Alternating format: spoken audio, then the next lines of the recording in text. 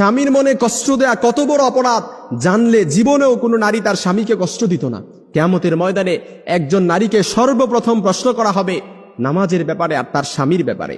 আম্মা জান আয়েশা রাদিয়াল্লাহু তাআলা আনহা বলেন, ইয়া মাশারান নিসা, হে নারী সম্প্রদায়, লাউ তাআলামনা হাক্কা আজওয়াজি কুন্না আলাইকুন্না, তোমরা যদি জানতে তোমাদের কতটা দায়িত্ব স্বামীদের উপর, লাজালাতিল মারআতু মিনকুন্না তামসাহুল গুবার আন কাদামাইহি যাওজিহা বিখাদ্দি ওয়াজহিহা।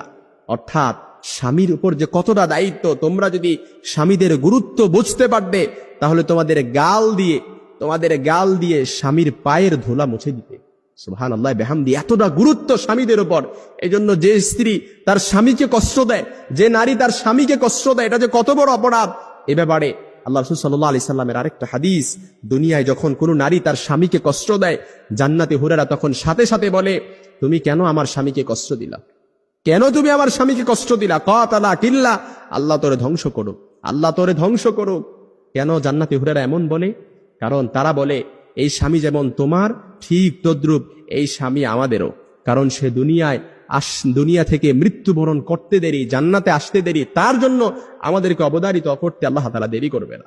এজন্য মনে রাখবেন যে নারীরা তার স্বামীকে কষ্ট দেয়। আপনি তো বোঝেন না, আপনি যে স্বামী পাইছেন এটা একটা হীরার টুকরা পাইছেন।